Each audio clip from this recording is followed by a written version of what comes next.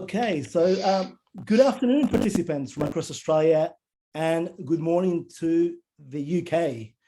Welcome to our Trade Readiness webinar today in collaboration with Austrade. My name is Readiness. I facilitate the commercial pillar of the Food and Agribusiness Industry Growth Centre, which trades as FIAL.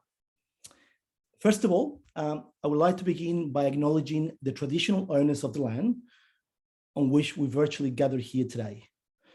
I would also like to pay my respects to elders past and present. Now, for those of you who don't know Food Innovation Australia, FIAL, we're a not-for-profit organisation that was established by the Australian government to facilitate the specific development and growth of the food and agribusiness industry. These events are made possible thanks to a truly collaborative structure from different agencies in Australia and in Post. And I would like to particularly thank Austrade today for their support and ongoing in-market support moving forward as well too. So thank you to the Austrade team. Now, very quickly during this webinar, you will hear from InPost senior Austrade business development managers. You will also hear from a consumer expert and he will run you through all the different selling channels and various other opportunities within the UK. And you will also hear insights from the UK Federation of Wholesalers and Distributors. So we have an exciting lineup. We're very lucky to have such a great presenters today. So I think you'll get quite a few learnings today, and also this a huge amount of information. But you know, just take, we're going to have a Q&A at the end. So just any questions throughout the presentations, please put them in the question Q&A tab down the bottom there on your Zoom screen. And then at the end, throughout the Q&A, we'll randomly select a few questions to put forward to the presenters. Finally, opportunities for food and beverage to diversify are critical. You need to focus on markets with room for growth. Australian food and beverage businesses can navigate the landscape to capitalize on opportunities created by the strategic partnership between Australia and the UK and the soon to be announced free trade agreement. So lots to take out of this presentation today, and the FTA is something that I think is going to be very exciting moving forward. Not quite announced yet, but the team from Australia will provide an update today as well too on that front. And without any further ado, we're very fortunate to have Anna Niandisi with us today. She's the Austrade Trade and Investment Commissioner, UK and Ireland. Anna is responsible for representing and building Australia's economic relationship with the United Kingdom and across Europe. She's based out of London and she's joining us here today. So Anna, over to you for the opening remarks. Thank you. Thanks very much, Rod, and it's great to be here with everyone. Good afternoon, evening to everyone in Australia. Good morning to my UK colleagues. Austrade are very pleased to be able to support FIAL to deliver this program to Australian agri-food exporters. We're very pleased to be here and work so closely with FIAL. Today, our team will provide you with a market briefing overview on things that we're seeing happen in the UK and the opportunity set. Supporting international expansion of Australian agri-food businesses is a big priority for us at Austrade. And with me today, you have Alberto Oliver and Will Downey, our Senior Business Development Managers here in the UK, and they will provide you with an overview of the UK market opportunities and trends. We are prioritising our support for agri-food exporters. So in addition to working on programs such as this with FIAL, we are also available to continue to provide support to you in market at the right time that you're happy to start your expansion into this market. as Rod mentioned, it's also great that you'll have opportunity to hear from industry experts to get some hands-on insights. I'm hoping that our team will be able to provide you with a sort of a high-level overview on what we're seeing and what's happening, and then you'll be able to do some further deep dives with those experts to get some real insight on how to engage and do business in this market and what to expect. Look, I'm not going to speak for long, but I just wanted to highlight a couple of points. UK is Australia's 5th largest trading partner. So even in that, the opportunity is big. The opportunity to engage with this market has a lot of potential because we do already have that really close trading relationship. We share common geopolitical, economic, and environmental challenges, and combination of these challenges offers us commercial opportunities because we have similar goals and objectives. For example, both of our nations talk a lot about sustainability and sustainable practices when it comes to agricultural processes. We are probably, together with the UK and Europe, are some of the most advanced nations in that space, which in itself already presents an opportunity for further collaboration and engagement for us. UK is a big market. We have 67 million people in the UK. Yes, there was Brexit, and that has changed how we treat UK versus European Union. But I would argue that UK still provides a gateway and a pathway into EU, which is 444 million people. So they're very large and sizable markets for you to consider. As I mentioned, a lot has happened in the UK, so I'm not going to fool you to say, you know, it's all about opportunity and there's no challenges. It's a very mature market. It's a competitive market. We've had Brexit, which has disrupted things. There are supply chain challenges that currently exist across the world, but you might have seen in the media that there's been a lot of disruption when it comes to the UK, and the team will talk to you more about that. It's also been a restricted market for Australia. But as Rod mentioned, we're in a very fortunate position where we are getting very close to finalising the free trade agreement with the UK, and that will eliminate or reduce a number of those restrictions going forward. So a quick update on the free trade agreement. It is progressing well. We're still on track to and expect to have it signed before the end of the year, and then coming into effect middle of next year. As it's in its final stages, I can't talk in too much detail about what's in it, and frankly, we don't really know all the final detail that it's in it because a lot of those negotiations are kept pretty tight. But we do know that in June there was an AIP, the Agreement in Principle, released. It's available on the DFAT website, and you can also find your way through to it through Austrade website, and it has quite a bit of information on what to expect from the Australia-UK Free Trade Agreement. We also know that it will remove tariffs on 9% of Australian goods exports to the UK, and we do know that there is a number of agricultural products where there is goals to reduce quotas over the course of the next 8 to 10 years, which I think is a very positive for Australian exporters. So the gains will be there. The opportunity will become even larger as this takes effect. I think the other thing that I would mention is that the Free Trade Agreement also has a very strong digital trade chapter, including e-commerce. So it will also improve and open up pathways on how to trade with the UK from your base in Australia. So following the signing of the FTA, we will be rolling out a number of sessions across different product categories to really provide you with more insight into what's in the FTA for you, how to take advantage. And that will be happening post-signing all the way through until it comes into force, hopefully middle of next year. So all of that is to come. And today, unfortunately, I can't share much more detail than that, but happy to take questions at the end of this. So look, the opportunity is here. It's not an easy market. So the team will share with you a lot of insights about what to expect when doing business, what you need to consider and be aware of. But I do think that, as Rod pointed out, this is an important market for you to consider when growing your business, and it's a large market. And if you succeed in this market, it also opens up doors for you to the rest of the Europe as well. So without any further delay, I will hand over to Alberto and Will from our team here in London, who will take you through some further insights. Over to you guys. Good morning. Thank you, Anna and Rod. Alberto and I will be talking you through our market insights today. Now, the only catch I've got is I can't see the presentation on my screen, Alberto. I don't know. Can anyone else see the presentation? Yeah, it's being searched, Will. So you can start. Yeah, we can see it.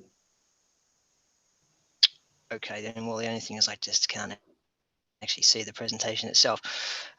Okay. Look, what we wanted to do is start off with the market overview, and perhaps if we click to that screen, Alberto, let me know when you're on it. Yes, just the market overview now. Yeah, so look, what we wanted to really highlight here today was the actual sort of size of the prize, if you like. So the combination of retail plus out of home is circa 300 billion pounds turnover, and that's actually the sell price of a product a consumer would purchase. So look, it's a sizable market in the best of times, and I think as we go through this presentation, what I'd urge you to consider is the best fit for your product. And one of the things that we talk about quite regularly is looking for that USP. In terms of where that your product, your offer will fit in the market, because that really becomes essential, because whilst it's a larger market, it's also quite crowded. Now point two highlights the fact that the UK is a net importing market. So I'm based in the UK. We import more into the UK than we export. Literally in some areas, for example, like cheddar cheese, that the UK market can't produce enough product to supply in the internal market. So again, what that represents is an opportunity if businesses and countries can align behind the key areas and categories. There are real growth opportunities, and I think that'll become more prevalent as we move into better trading conditions in the next 3 to 6 months, plus the free trade agreement. So there's really some exciting times coming up. The other point there that's referenced is that the UK only supplies 55% of its own food, which is quite compelling. So a lot of importing of fresh fruit, fresh vegetables, and so on and so forth. Cheddar, as I mentioned, and quite big categories as we move through. And I think the reassuring thing too is that there's already a significant amount of trade going on in the country from an Australian perspective. The number I think is 600 million and across quite a number of agri-food businesses already trading into the UK market, and that can be in areas like wine, as we probably all know. That's been a success story in the last 10, 15 years and will continue to be one. And also a little known fact that Australia export a lot of beef and lamb already into the UK. So that's already a supply chain that's happening, and so there's a really solid foundation there. So a large market, some challenges, but if everyone gets it right, if you can align in the correct strategy, then there is a lot to play for. And if you just click to the next slide, Alberto. Yes. What I wanted to do here is really bring some of my own insights and sort of awareness of the market. So I've been in the UK for 14, 15 years now, working across some of the larger food companies, Heinz and Nestle and so on. And what I really wanted to highlight were some of the differences that exist between the Australian market and the UK market. And the number one sort of standout is the prevalence of the pub chain here in the UK. Obviously, as the traditional British pub is something that's quite iconic and comes straight to mind. And I think it's worth noting that there are large brands that have a large market share, and I've listed some of those there: Wetherspoons, Green King, Whitbread, for example. Now, they're very highly organised, managed customers, and the reason I say that is because what you traditionally get, I guess, in Australia is more random independent cafes, restaurants, and that sector tends to be more dominant than pubs in Australia.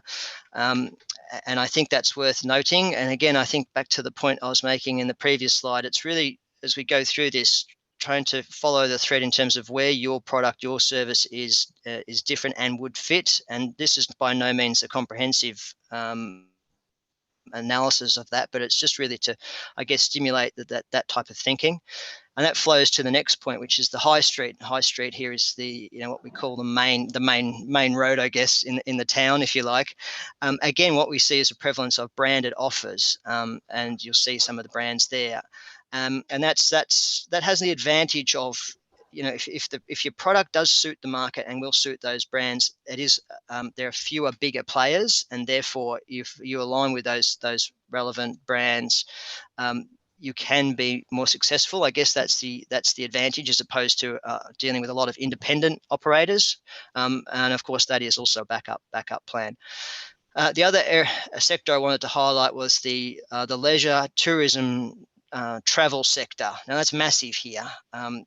So if I was to touch on the leisure sector, for example, / tourism, it's a huge income, particularly for London, but not exclusive to London. And that sector is obviously flat at the moment due to the pandemic, but really, really important in normal times, and something that is probably a sector that's perhaps a bit overlooked in Australia, but because of the critical mass and the size, that's a sector that's really quite relevant here. So food to go, for example, and how you might fit into that as an offer.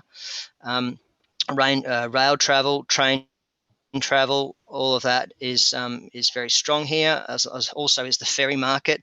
And I just wanted to highlight that is a potentially a key sector for your businesses to focus on. And that flows through to the food to go / manufacturing sector. So the ready meal market here is much more advanced, whether that's a good thing or a bad thing, in the UK. So it's much more accepted to buy that ready meal in the supermarket on the way home, and it's a ping and ding scenario. And look, the standard of food is very high, but I guess the point here is supplying that sector is the manufacturing sector. So there are very large food manufacturers in the country, and again, they can look for ingredients that will enhance and improve the offer into the food to go sector, and something that again, if you're not aware of as a customer or as a potential exporter in Australia, again, something to think of. Do you have a product or an offer that could fit in as an ingredient, as a solution, potentially into the manufacturing sector, which is really feeding the on-the-go ready meal market. And they were the other two slides I was kicking this presentation off with, and I think it's now over to Alberto to talk about opportunities and trade. Thank you. Thank you very much, Will. Yes, as Will mentioned, we have identified some opportunities that we think are very relevant for the UK market.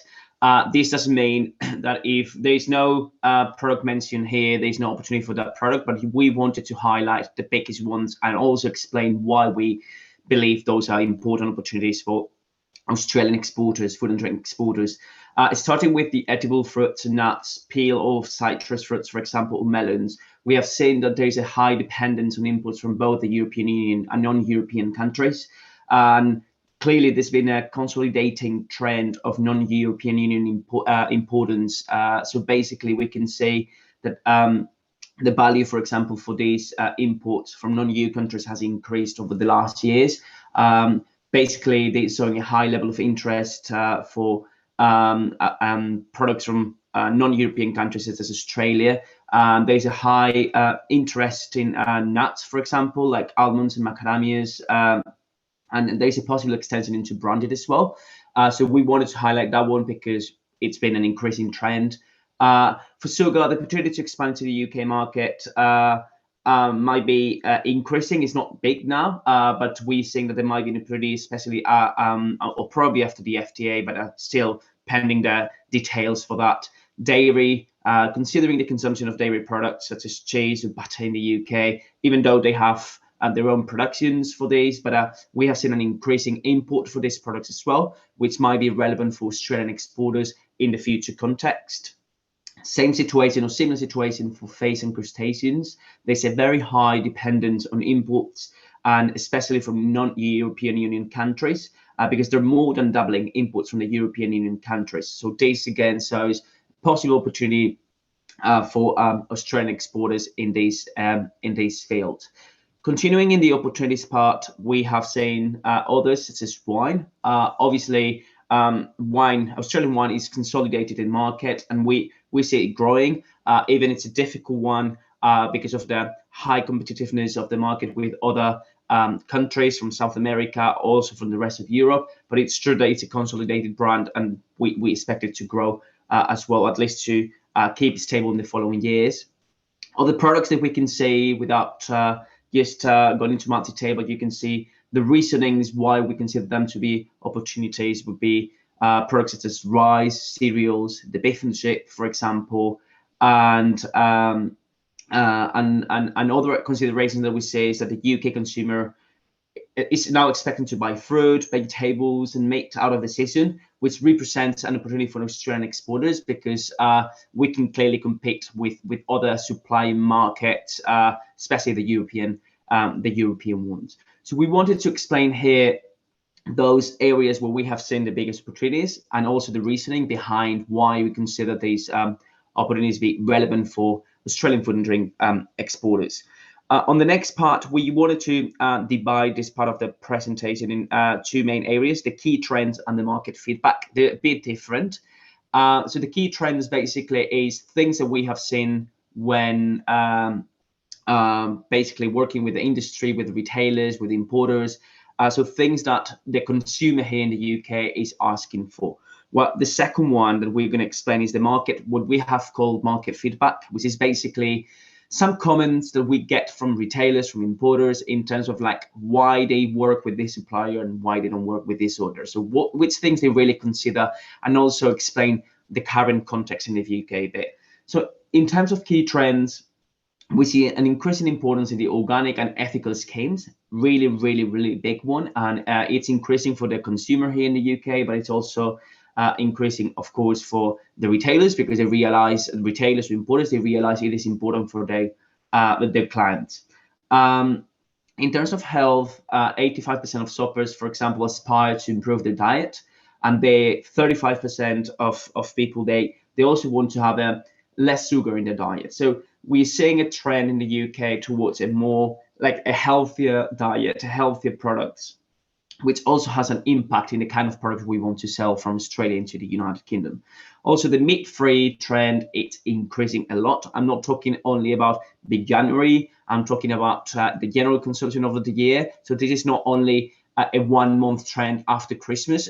This now we can see over the different retailers and importers that they are increasing the type of products, meat-free related type of products. So considering that trend, we could see a very good opportunity for these type of products here as well. Other things that we see, the packet sizes, they're different. Also, the private label has increased in the UK, even it was important before, but now it's been extending to other alternatives. It's not just related to cheaper alternatives. It's also part of the premium ones, like premium retailers, for example. They're also considering this. Also, the premium, it's very important in the UK. We have chains like Marks and Spencer, Harvey Nichols, or Selfridges, but also more like other supermarkets, other retailers have their own, let's say, premium range. So it is important to have something different because they really value that point that differentiates the product from others, which they call the premium part. The sustainability part, it's definitely very, very, very important. And I'm going to link this one with the net zero. we have seen that retailers and importers are asking more and more about products being able to be traced, being 100% sure that they are, for example, plastic free, that they have not polluted, guaranteeing that they're sustainable in general. As an example, many UK retailers have, and Foundation Earth establishes a traffic light system for the carbon footprint in general. So this means not only for the transportation from Australia into the UK, but also the production process, things like that. And I'm talking not only about 1 or 2 retailers joining this initiative. I would say the biggest retailers in the UK have recently joined as a trial period. But if this becomes a consolidated trend into these retailers, this is something that as a food or drink exported from Australia to the UK, we have to keep in mind. The last point would be here, the accreditations. For example, the BRC is the most well-known one. We have to say it's not compulsory, but many retailers, they work under this accreditation. So we have to keep this in mind, that we might be asked to have certain accreditations if we want to work in this market. Last point for me would be, after the key trend, explaining what I have mentioned before, and we have called the market feedback. So basically, working with UK importers and retailers also gives us some information.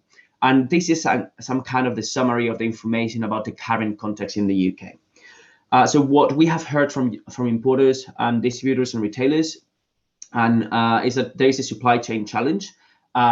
We have, some of us might have seen it on news. There's a labor shortage, so this has clearly created a supply chain challenge, and it has created difficulties for like food and drink exporters sometimes to get in contact with these importers, with these retailers. So we have to keep in mind that this is a real struggle for some of the companies involved in the import and distribution of food and drink products in the UK. Also, I mentioned that before with the wine, but it also applies to other products. There's a high competitiveness and importance of price. Price is important. It might not be the only thing to be considered here, but we have to think about other products coming from Europe and South America, and we have to compete with them. So we have to understand why some retailers might prefer sometimes to work with them, and price is one of these key points sometimes. But also some importers and retailers, they're telling us that because of the current situation with Brexit, with COVID, they prefer sometimes for now to continue working with previously existing partners because they really trust them. And there is some reluctance to include new brands. We're not saying here that the doors are closed to Australian food and drink exporters, but we are saying that some of the people we have talked to, they're telling us we might wait to onboard new suppliers. Also, the effects of Brexit. We have seen that before December 2020, there were some stockpiling being done in the UK.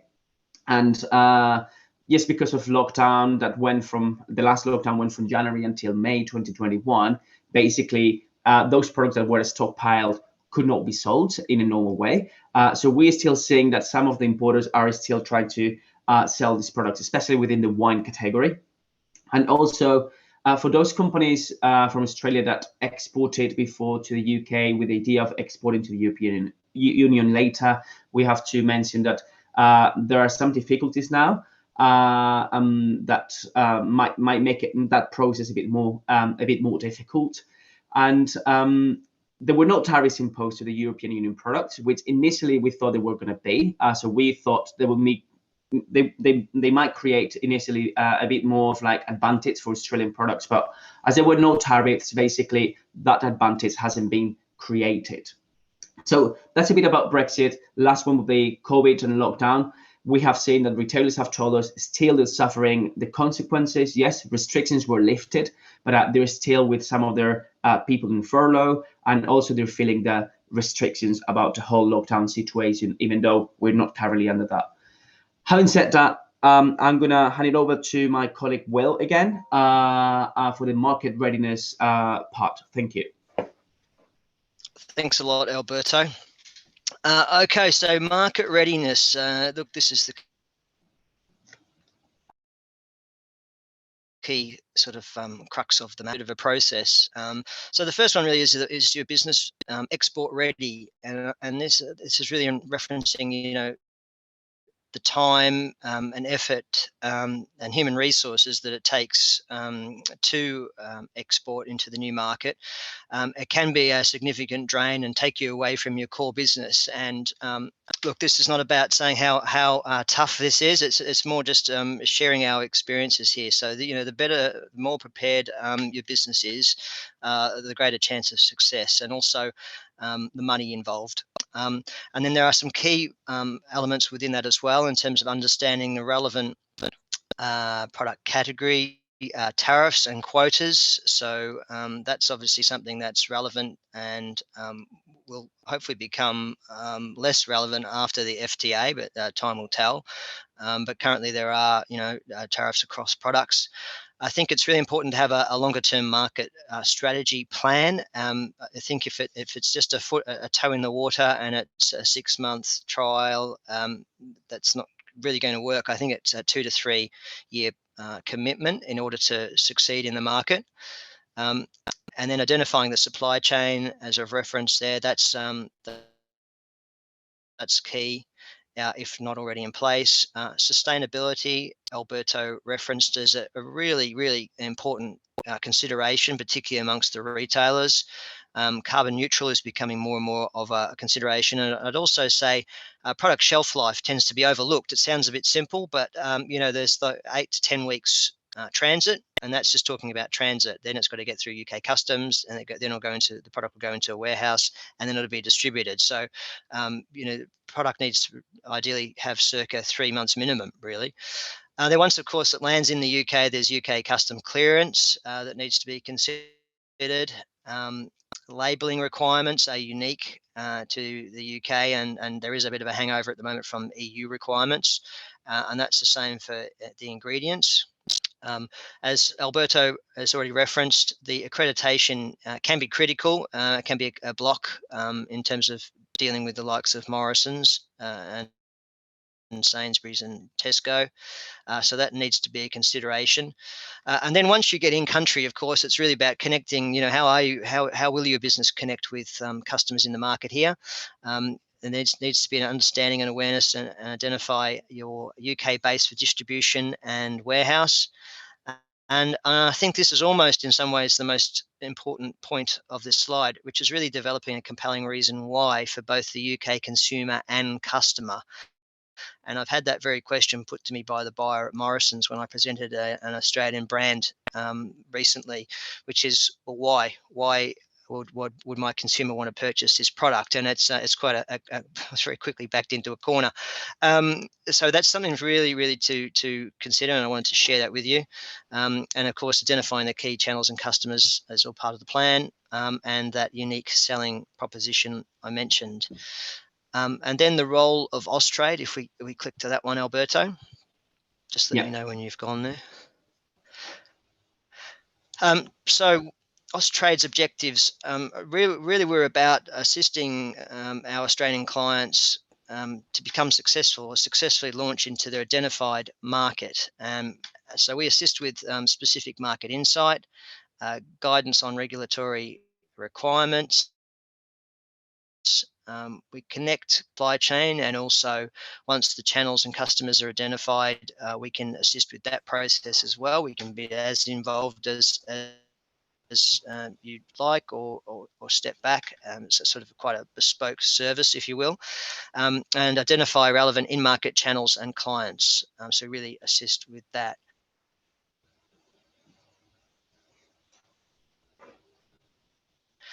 Then in terms of resources to the group, there are 2 links there that will offer more detail in terms of our services and what we can offer.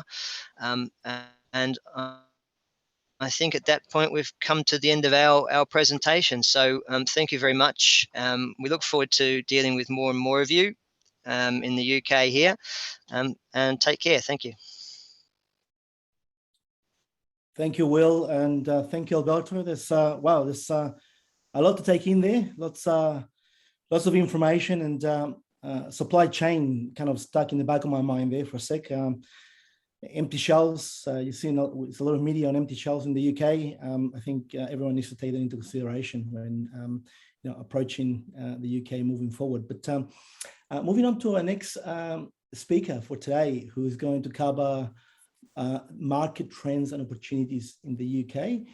We're very lucky to have Mark Field on the call today. He has extensive technical and commercial experience in the international food manufacturing and retail industries.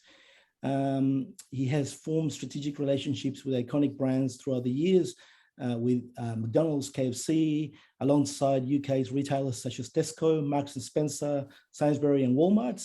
He now resides here in Melbourne, and he was also the head of Coles brand, which is when I met Mark a little while ago. So, well, a few years ago, I should say.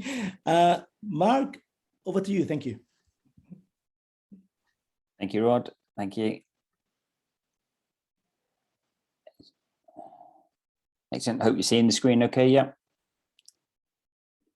All good, Mark. Fantastic. Fantastic. Rod, firstly, thanks for the opportunity to come and present tonight. Really looking forward to the next session. And thank you to our friends from Austrade there. It's always reassuring to recognise some similarities between what they're saying in market versus what we think is happening in the market. So thank you very much for that. Okay. I just got something on this. There we go. Excellent. Okay. All right. So as we just heard from the first session, the UK is a highly competitive, but it's also a very attractive market. One of the great things that I remember about the UK, and I think is still relevant in the UK, is the consumer's acceptance to import food. So that creates a great opportunity for a number of Australian businesses that have got great quality products and have got products that really differentiate in the UK in today's market. As we've heard previously, the UK is a significant importer. So whilst they're going through some severe challenges at the moment, it's part of their business as usual that they're used to moving complex products around the world on a very tight timeline to make sure they've got products coming into their stores and into their supply chain. So that's a massive advantage for us when we sit here today thinking, as part of my growth strategy, do I really want to go into the UK? Particularly when we've seen some of the pictures from the canal being blocked earlier in the year to the empty shelves that we're seeing as we look through the papers and the news at the moment. But I think as you look at the UK as part of your growth strategy, I think there's multiple opportunities for you. I think, is it about being a branded play where you take your brand into new markets and try and get your fair share of the 65 or 66 million people that reside in the UK, which we shouldn't forget are multicultural? Is it about how you offer your capabilities, your product, your ingredients, and even your expertise into the UK retailers or other outlets so that they can expand their growing private label business, recognizing that the UK is far more advanced in private label than Australia is currently? Or is it about tapping into that B2B or business to business, as we call it, supply chain, where you've got great quality raw materials that actually you want to be able to get into a processor in the UK to enable them to convert it into finished product, which in many cases, people that are doing it would say that's the easier business because you haven't got the complexity of dealing for that final 5 yards into a retailer or food service, as an example. So I think for me, it's very much around understanding where can you add value, where can you create value, but actually what's right for your business, because it's not an overnight win, as Will was saying earlier. Absolutely agree with him. You've got to be committed to the market if you want to get the long-term benefits.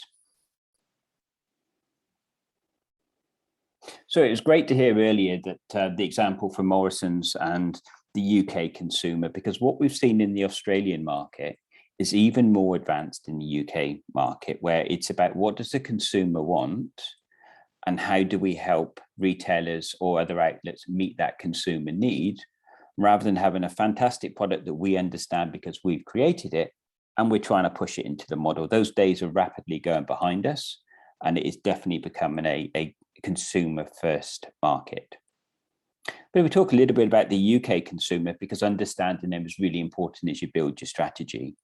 They are highly convenience focused. We've seen a massive evolution of convenience food in the Australian sector over the last 2 to 3 years. The UK is significantly more advanced than this market in that space. Consumers really do see the benefits of us helping them eat easier and giving them back the gift of time. But also there's a growing demand for health and wellness.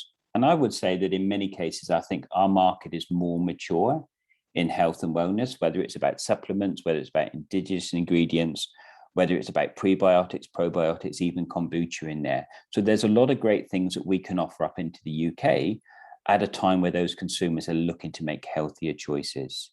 It was interesting to hear the comments about sugar earlier, because actually sugar is an area, or sugar reduction is an area we've done a lot of work on recently. And the data is telling me that we're more advanced in that market here than the UK. So there's an opportunity there for us to lead where we're doing great things in Australia that link into those global trends and say, this is what the UK customer needs. How can we help deliver that solution? The UK consumer is absolutely time poor. Traditional cooking has become more of a social function than a daily part of many people's lives. So that continues to drive opportunities in convenience. And we shouldn't forget that convenience isn't just about a microwavable meal. It can also be about that meal occasion. How can you take time away from the consumer having to prepare a product so that they can prepare their end meal quicker, remembering they still want to be emotionally connected to it in many times, and they want to feel that they've done the right thing as they put the food on the table for the consumer. Success for convenience also isn't just about the evening meal.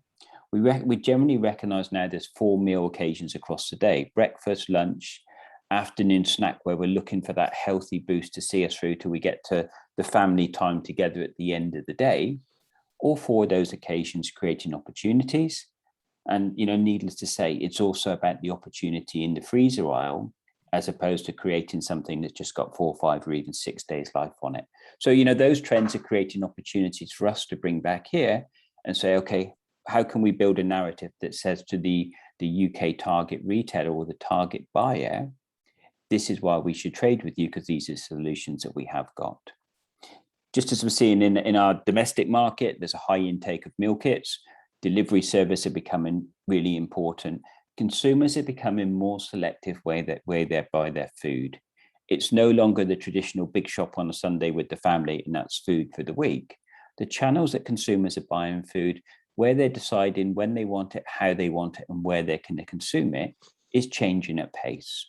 We're seeing the evolution of dark kitchens in the UK now, where people are creating meals without actually owning facilities, so they can get into the Uber Eats model and so forth. And all that creates opportunities for raw material supply that are well worth considering as you start to build your strategies. With the UK market being a lot more competitive, I think, than other markets, the UK consumer is very promiscuous and is very price sensitive. So there isn't necessary, so the supermarkets have to work harder to drive consumer loyalty. So I think that's really important also. And the UK consumer is very demanding of innovation, particularly around fresh food. Really being inspired by fresh food myself, I think there's a lot of great stuff that's coming in the UK, because let's not forget, you can have a factory in the middle of the UK and deliver to anywhere in the UK within 24 hours, which means ultra short shelf life products are really growing and they're able to do great things. Whilst that's not an opportunity for us to supply those products from here, the potential to get involved from a raw material perspective, I think, is a strong consideration. We've also talked earlier, in the earlier presentation, we were talking about ESG, so environmental social governance, and the importance that that's having on many businesses within Australia. That is more advanced than the UK market, and it's a key consideration when you position your brands in a market such as the UK, because the UK consumer wants to know. They're demanding of, what are you doing from an environmental perspective? How are you reducing packaging? But also legislation, it's slightly different to the Australian legislation at the moment. And it's making sure you're aware of that as you look to enter those markets, to make sure that materials that you're claiming are recyclable in that market, as an example. So we've talked about the customer. Let's talk a little bit about the retail landscape. So it's highly competitive, it's very fast paced, but it's still very price sensitive. What we're seeing is a multitude of store formats that are continually changing as customer needs change and as demographics alter. So what we're not seeing is that cookie cut model where one model sits everywhere. We're seeing that evolution, and almost every month now in the trade press, you're seeing someone's got a different way of bringing food or groceries to the market because they're trying to get that edge. You know, we celebrate being able to get our online orders within an hour. In the UK, in certain cities, you can get your product delivered within 15 minutes. And whilst it reduces choice, what it is doing is showing that new businesses are continuing to evolve into that space, because consumers want food on demand when they want it, where they want it. And that provides people with opportunities to deliver solutions. One thing that's really interesting is the uptake of a Russian discounter that's just entered the UK market. Just opened their first store in Preston with a commitment they will have 10 stores by the end of next year. When we look at how Aldi has driven discounting into the Australian market, the UK had really settled with Aldi's presence in that market and the price sensitivity that brought in. Seeing another hard discounter come in who is cheaper than Aldi really put some pressure on certain sectors of the market around pricing dynamics. I think it'd be super interesting to see how that pans out over the next 12 to 18 months, and whether we see another price battle come into some section of the retail market. Online and the e-commerce is really accelerated in the UK. So taking footfall away from the traditional high streets, which have had it incredibly challenging over the last 12 months. But what it's done ultimately is given consumers more choice. More choice for consumers mean there's more products that's listed, which means you've got a better chance of being successful in that market because they're looking for something that's different. Amazon, as we know, has arrived in Australia and is doing some great things. Amazon has been in the UK for longer and they're going even harder. So as we talk through the presentation in a bit more detail shortly, you'll see some examples of where Amazon have arrived in the market and are now actually investing in bricks and mortar stores. So you can walk into the high street and you can walk into an Amazon Fresh and get your convenience lunch or your meal for tonight. And as recently as last week, they opened their first hard goods store in London, where you can walk in there and you can buy your TV, your washing machine, so on and so forth. So Amazon is really changing the way in which they look at the UK market. And I think because of its scale, are looking at the UK market in many cases as a test bed to see whether the concept works. But for a business that's been incredibly successful to be an online play, actually now moving back into that high street, I think, again, really puts the pressure on the traditional retailers. We talked earlier about value being really important in the market, but when you've got the value play, you've also got that premium play for those customers that are a bit better off, that want to buy different goods. So we know we've got a great reputation in Australia for clean, fresh and safe products. I think that really sets us up well in some markets for the premium offer around the Planet Organics, the independents, even the farm shops, etc. Less business, but or less units sold. But the model is if you sell less units at a premium offer, then you're making more dollars per product sold. So again, an important part for your strategy, depending on your product opportunity. And as we said earlier, significant supply chains disruptions caused from Brexit and COVID. But actually, I think that whilst it's created threats, I think it also creates opportunities, which are ideal to look at as you consider your strategy. So how do we target growth in the UK? For me, it's absolutely about having a strategy. If you think you can be the other side of the world and just get a product listed because it's your product and it's from Australia, I think you couldn't be any further from the truth. But what we have seen is a number of businesses that have taken a strategic approach to the market, really invested time in understanding the consumer, the competitive landscape, the product offer around them, and have built significant businesses by delivering a solution into that market. So I'd absolutely say, yes, there's challenges, but I think with challenge comes reward. And for a market of that scale, then I think it's definitely worth considering depending on your product offer. So you've got to start with having a strategy. Who do you want to approach? How do you want to do it? How long is it going to take you? Because absolutely success in this program or success in launching into the UK is driven by the range review calendar. So that, for those of you that aren't dealing with Australian retailers at the moment, that range review calendar is that moment in time where the retailer say, this is when we're going to put the new ranges into store so that all our stores look consistent. You've got to plan that into your strategy, because if it's too soon for the UK, you won't be ready. If you miss the ideal window of opportunity, then you're waiting until the next year, because generally these range reviews, depending on category, are every 6 months or 12 months. You've got to build that into your plan. Otherwise, you'll be ready and the opportunity won't be there, or you won't be ready and you've missed the opportunity. And in 3 years' time, you'll say, do you know what, I remember that presentation that night, and we're still not listed because we haven't got our act in order. I think it's then about developing a business case and a go-to-market strategy so that you understand the investment that's needed, you understand what capability you need to support your business in a new market, and you're beginning to build up that expertise and that confidence. You've got to be clear on your right to win. Just as a Morrison's example, why would I take your product versus somebody else? Being Australian is a great calling card for many products, but it isn't necessarily enough to win on its own. So be really clear. Why do you do what you do? Which customer are you connecting with? And why would I, as a buyer, want to buy your product?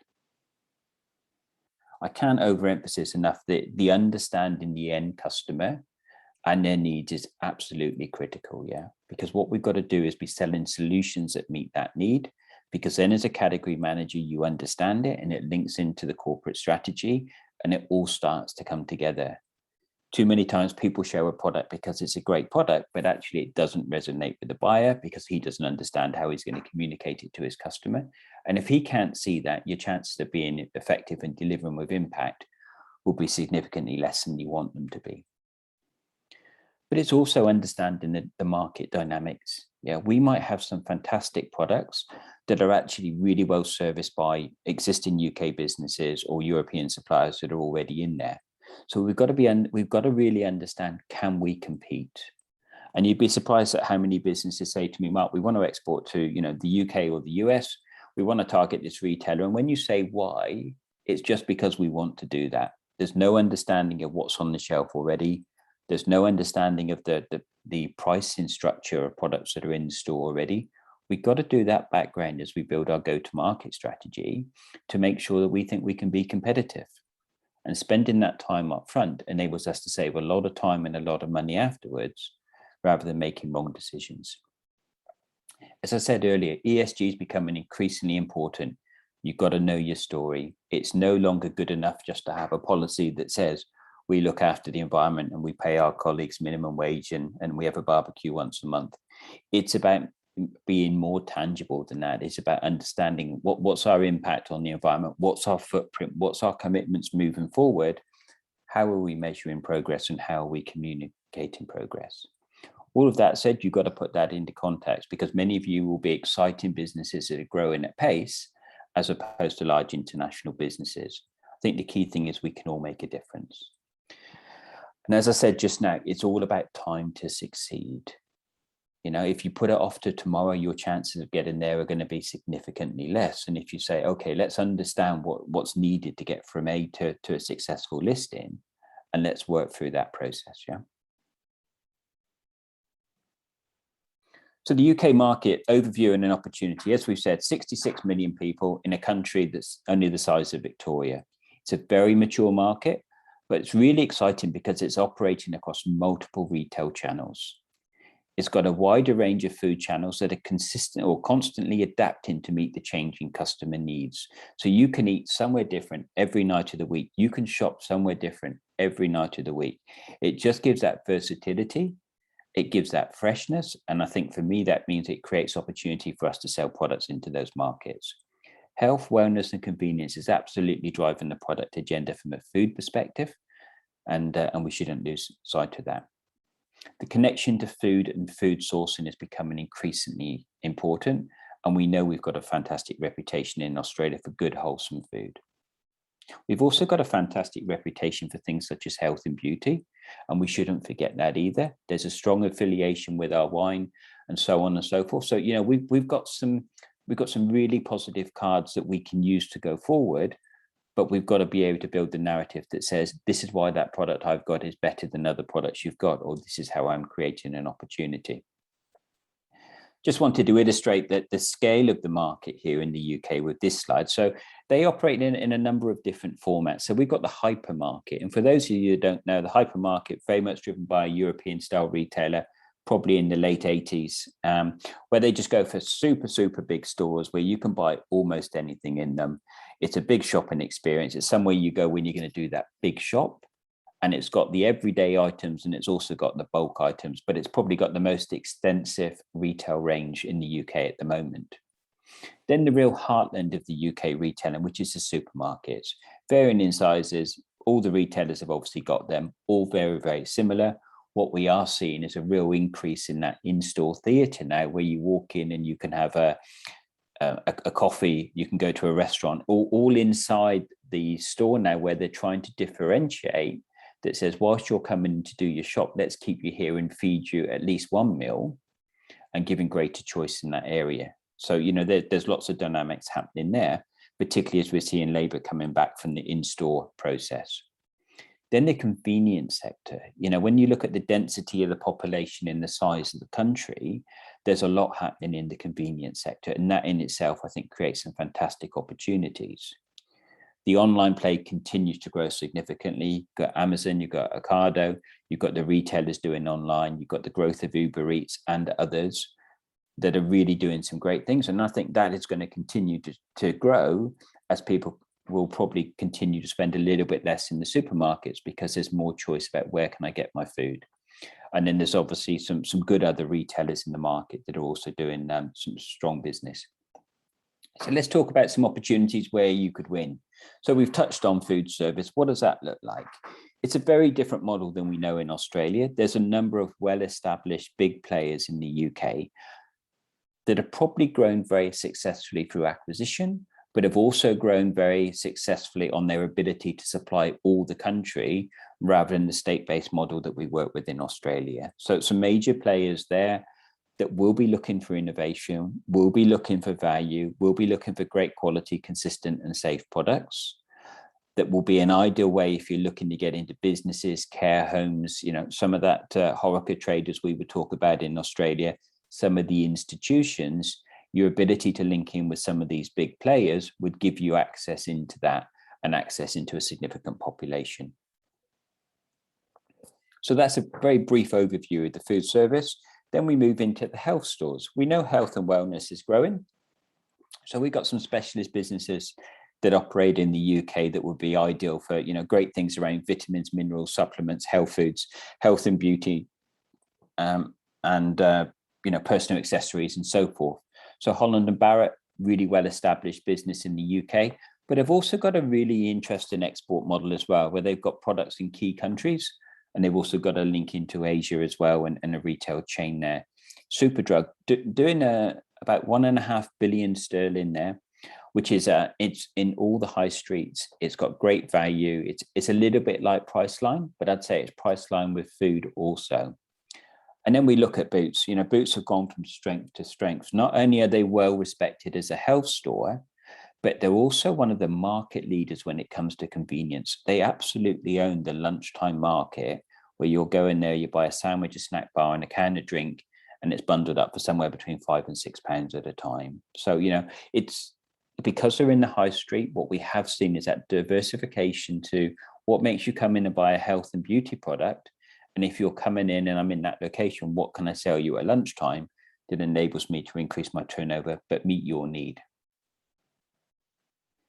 So we've touched a little bit on convenience, but let's dive a little bit deeper, because that's a fantastic opportunity as well. So some of the brands there, I'm sure you know. So you've got your Costas, your Starbucks, your Pretz. You've got Amazon Fresh, which is growing at pace, Boots. And, you know, for those of us that remember at the airports, you've got WH Smith. So there's some very structured businesses that are really focused on convenience, as opposed to being focused on retail and everything. These are absolute specialists, and these people own the high street as an example. Significant businesses, lots of stores, lots of team members, lots of foot traffic every day, creating great opportunities around hot drink solutions, cold drinks, snacks. Some of the products that we know we've got a fantastic offer for in Australia. This creates some interesting avenues to build your brand, and generally consumers that go into these stores will be prepared to pay a bit more because you're paying for that convenience factor, which means if you're paying a bit more, the chances are, as a food producer supplying into these markets, hopefully you're making a bit more profit than if you go on direct into retail. Yeah. So we talked about the more luxurious end of the market. Now we should talk about the discounters. So again, the UK market is separated away from traditional retail into discount.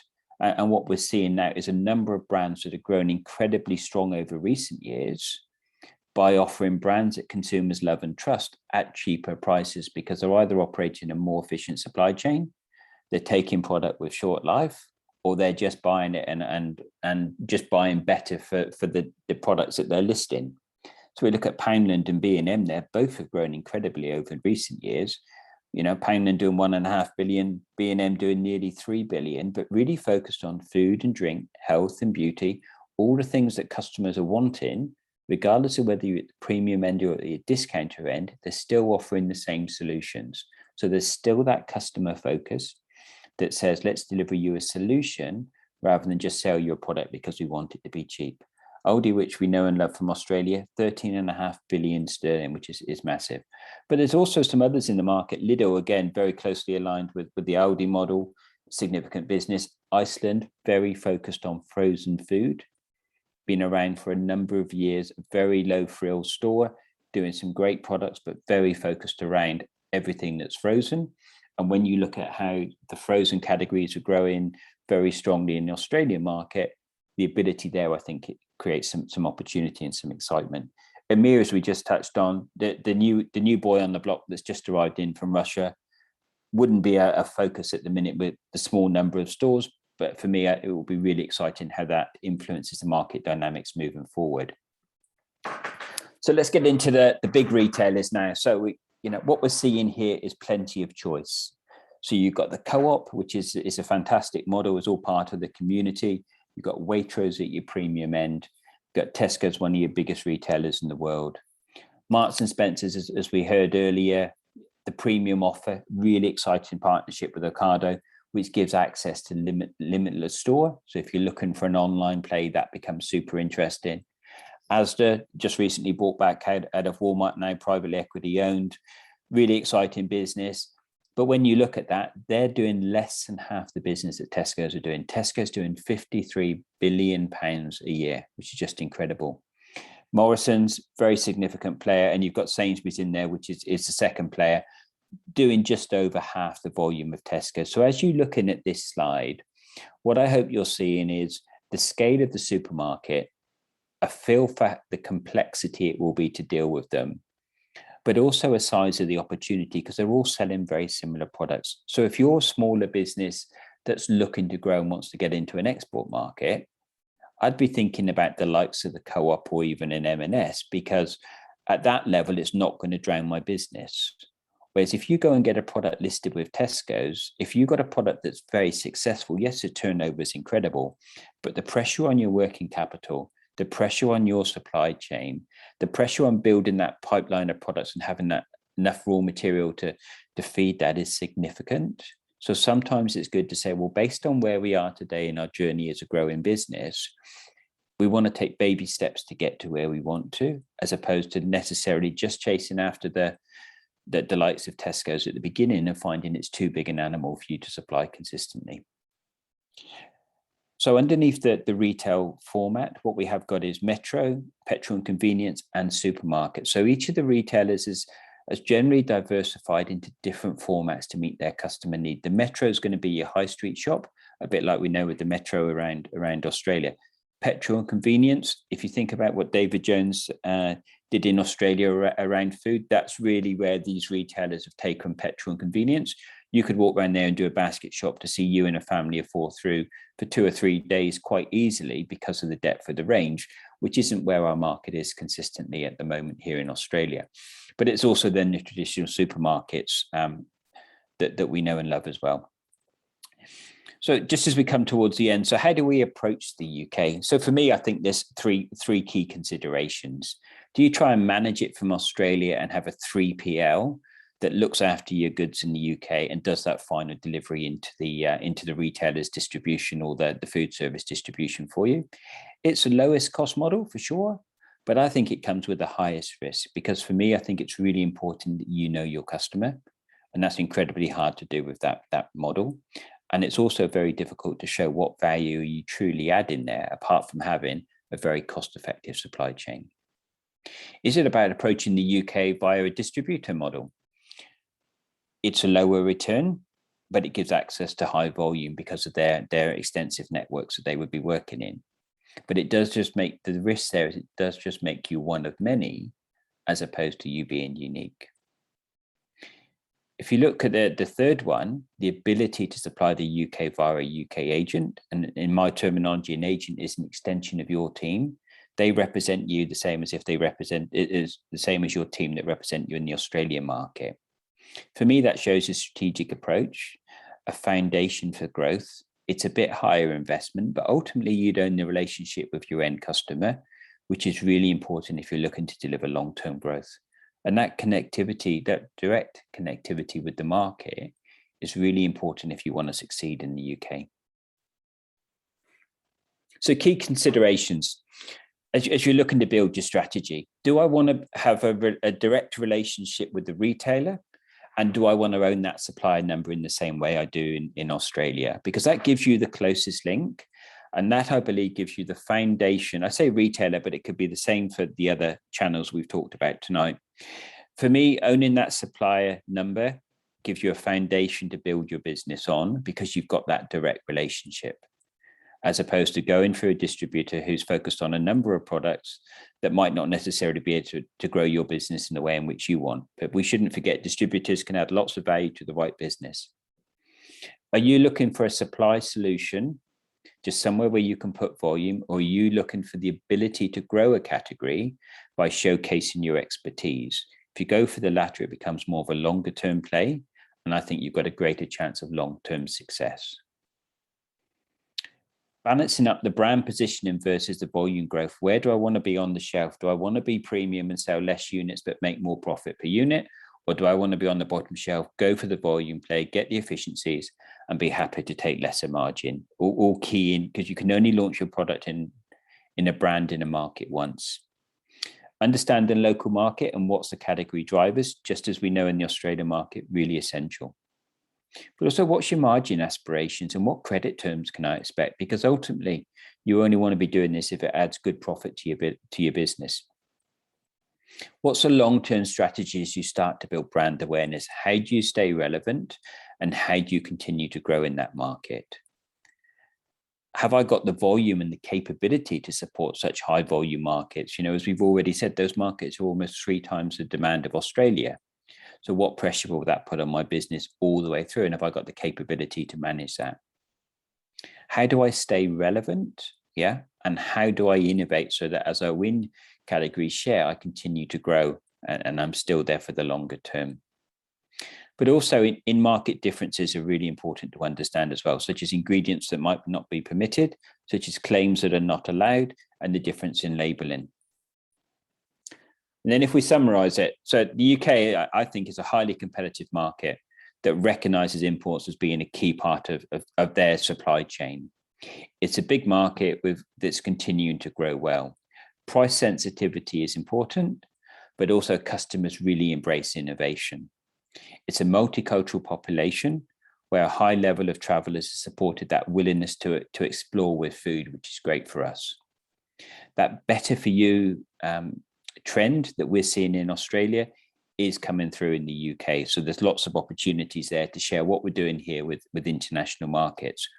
We've got an incredible food safety and quality, safe and green image, which gives us a permission to play in some of these overseas markets for sure. High level of trust for Australian made or Australian grown food.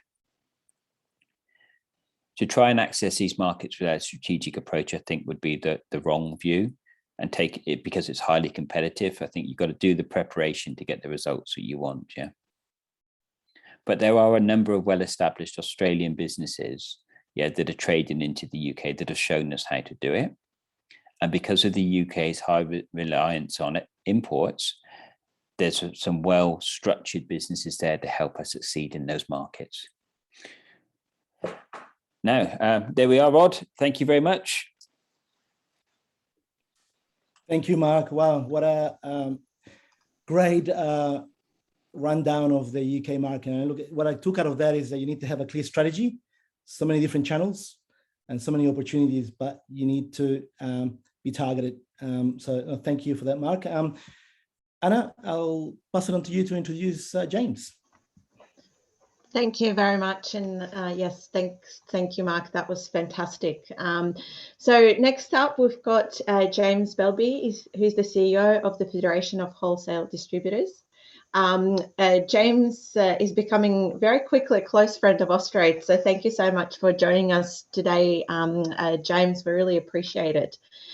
For those who don't know, the FWD is the trade association for food and drink wholesalers in the UK, providing food and associated products to over 400,000 retail and catering businesses using their over 600 distributors and wholesale members. Their customers range from small independent stores to large restaurant chains and former local coffee shops, hospitals and schools. FWD also work with product suppliers to help them take advantage of the opportunity to grow their brands through partnerships with FWD members. And James is also the council member of the Food and Drink Sector Council. So look, James is the man to know. His organisation is incredibly important to doing business in food in the UK. So we're extremely fortunate to have him join us today. Thank you very much for your time, James, and over to you. Thank you, Anna, and thank you for that kind introduction. I'm not quite sure I can live up to the billing, but I will give it my best shot. So yeah, you've given a very decent introduction to FWD. We're the trade association representing distributors into the retail and food service market. We've got 600 wholesalers up and down the UK. Ranging from some very large national businesses, some of whom you will know in Australia, like Bidfood, but we've also got a range of other smaller wholesalers who operate on a more regional basis, supplying only into their locality. So it's very much split in two. Our members spend around about £26 billion a year with their suppliers. So we are, the members that we represent are investing hugely in manufacturers and helping them get their product to market. I had a really interesting overview there from Mark about the retail landscape. And if you look at the annual turnover of wholesale and the members that we represent, it's close to 30 billion, which is second only to Tesco in the UK and larger than the other supermarkets combined. So we're a huge part of the food and drink landscape in the UK, and perhaps sometimes under-recognised by the UK supply market, albeit it is a very important part of the route to market for those brands. So we've got about 15,000 symbol group convenience stores. So those are our members' stores who trade under a banner supplied by that retailer. So by that wholesaler, so it could be like a Premier or a Londis or a Spar. There's 18,000 independent convenience stores. So those who are trading on their own without any particular support from wholesalers, and 32,000 other retailers. Alongside that, there's 77,000 restaurants that we supply, 12,000 hotels, 20,000 care homes, 10,000 leisure venues, 40,000 in-house caterers, and 70,000 public sector outlets. So the retail side of it is one very, very big part of what we do, but it is really only half of what we do. 54% of our members' sales go through to retail, about 34% go through to the food service market, and 11% go through to private businesses. So it's a market which has been growing in recent years, and it's seen as a very mature market. It's one which is evolving and expanding. Unfortunately, what we have faced into over the last couple of years is the same challenges that everyone else has faced into around the world, which is the impacts of COVID. So during that period, our food service customers saw their sales disappear because they were forced by government intervention to close. So they were not able to trade. They were under lockdown, which meant that a lot of their sales disappeared, and it's really, really difficult to bring those back. So it's been a really, really challenging time for the wholesale market. The retail side of things did really well because people were shopping more locally. It became much more like an Australian market with less travel and more people shopping near to where they live. But the food service market had a very much a negative time of it in 2020. We're seeing sales coming back where we're probably only trading in about 50% of the market to date. I'm just going to share with you a slide which looks at the various challenges that we face into in the UK market. So I'm just going to share my screen. So just bear with me a second, please. Here we go.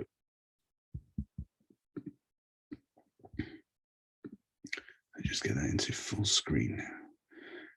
So these are the issues that we are dealing with on a daily basis in the UK.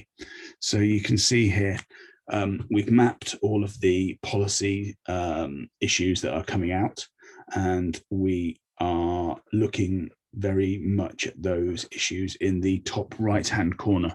So you can see there's rather a lot of them bunched up there at the moment. So along the bottom there, you've got the likelihood of policy, and then along the y-axis, you've got the impact that those policies have on our market. So you can see there in the top right hand corner, you've got fuel shortages. That's a challenge that we've faced in the UK market over the last month or so. We've also got number 11 visas for HGV drivers. There's a huge shortage of drivers in the UK at the moment. There's 100,000 vacancies for HGV drivers, which is causing a huge amount of pressure on the supply chain. There's also 500,000 vacancies across the food and drink supply chain more generally. That's about 13% of the total. And that's having a major impact on the ability of our members and the suppliers that we represent to be able to serve customers in both the retail and the food service environment. COVID-19 not gone away, and the increase in variants is having an impact on absenteeism in the market.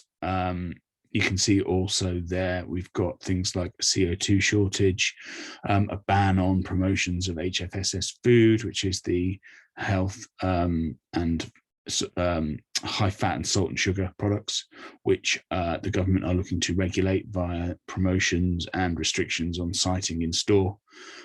We've also got a number of environmental challenges coming our way, with some highly stringent policies on sustainability, which will have an impact on the wholesale market's ability to trade. So one example for that would be a deposit return scheme for containers, which the government are looking to introduce in the next couple of years. All of which are having an impact on our ability to be able to trade. And then overlaid with that, of course, we've got the continuing problems associated with Brexit. Actually, that creates an opportunity potentially for Australian suppliers with the trade deal that's been struck, and an opportunity to explore the UK market. However, we're still trading hugely, of course, with the EU. And there are challenges associated with doing that, which don't seem to be alleviated. Northern Ireland would be the particular issue there, and the ability to be able to move product from GB to NI because of the island of Ireland, with Ireland still being in the EU. It creates a number of problems for those distributors moving product over from GB into NI. And it's really, really difficult to try and find a solution to those. But our role is to look for solutions and talk to government about the challenges that we're facing. You can see there it's quite a grim picture. There's rather too many policy interventions which are bunched up in the top right hand corner, and we want to try and move them down into the bottom left. So you can see there number 18, the ban on the energy drinks to under 16s, which is something that the government talked about 3 or 4 years ago. Doesn't look like they're going to do that now. So that would be a policy win. And I think the issue that comes out is the interconnectivity of the supply chain. So if one point fails, so it be it growers, processors, manufacturers, or wholesalers, then the whole thing is at risk of collapse, and it's in a very perilous state at the moment in the UK. But then that does, of course, provide opportunities, because we're looking for new routes to market. We're looking for new suppliers, new supply routes. There are a few issues at ports at the moment, with Felixstowe having a lot of containers backed up as China reopens and products are coming across from the east.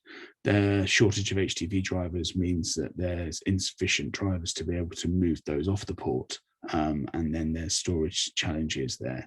So that's another issue that we're facing into at the moment. So it's a rather grim picture, I'm afraid, in the UK at the moment, but I think then that creates a lot of opportunities for people in other markets to utilize the distribution networks that our members represent. So I'm just going to stop sharing now, because we've seen that slide. There we go. So that's very much an overview and snapshot of the UK wholesale market, which I think Anna has asked me to talk about today. I would say that it's a very huge route to market that wholesale represents. It's very much evolving and moving into new areas. Historically, it's been faced around retail and catering, but there's a whole host of other opportunities. Anywhere where anybody consumes food and drink, there's an opportunity for our members to supply product to suppliers from all around the world. So it's a really, really interesting market to do business with. It's very much in growth, and for suppliers that we move product for in the UK, they really do need the market and back it. Wholesalers are the champions of brands. They're able to move brands and create new opportunities for brands in markets that would be restricted in the supermarket. Supermarkets don't have as big a range of products available in their stores as the customers that we supply. A lot of suppliers in the UK are subject to restrictions by the multiple supermarkets in terms of listing, in terms of reset, and wholesale as a channel is the only channel in growth. It also offers a lot of support to brands and a lot of support to suppliers for their route to market. So we're investing in the depots that we use. So 50% of the market would be via cash and carry, which is where customers go in and collect the products. The rest of the market would be via delivered. Increasingly online and digital is a huge part of the operation. We're advising customers about products and about innovations. We are offering advice to our customers about how to sell more to more people for more money, using technology to deliver volume for suppliers. And it's a very nimble and flexible route to market. So unlike the supermarkets, we're investing in our customers, making sure that we've got high availability and supporting customers with all of the legislative challenges that we face. It really is the place where products and brands can grow, and it's also where innovation happens. So I think my key takeaway would be it's a very challenging market, but it's a market which is in growth, and it's a market which offers huge opportunities for brands from anywhere around the world. That's just very much a snapshot of the wholesale market. Thank you, James. We quickly ran out of time, so I wanted to leave some time for a few questions. And there's quite a few disruptions going on by the looks of things, and everyone needs to keep that in mind. Hopefully you can get some turkeys and some Christmas trees happening. I hear there's a bit of a shortage going on in the UK with quite a few products. Yeah, but look, I'm going to get on with the Q&A side of things. Thank you for the presentation. Look, I think we already have enough time for probably a question for each of our presenters. And look, I'll start off with you, James, since I have you on my screen here. I just wanted to, I'm looking at some of the questions that are coming through, and from a UK wholesaler distributor perspective, why Australia? Well, I think we've obviously got the historical link with Australia, and the market in the UK is quite similar to Australia, but also quite different. So the convenience store market, for example, in the UK is able to do a lot more fresh produce and a lot more fruit and veg and chilled, whereas in Australia it's obviously quite difficult because of the landscape and the distance between distribution centres and stores.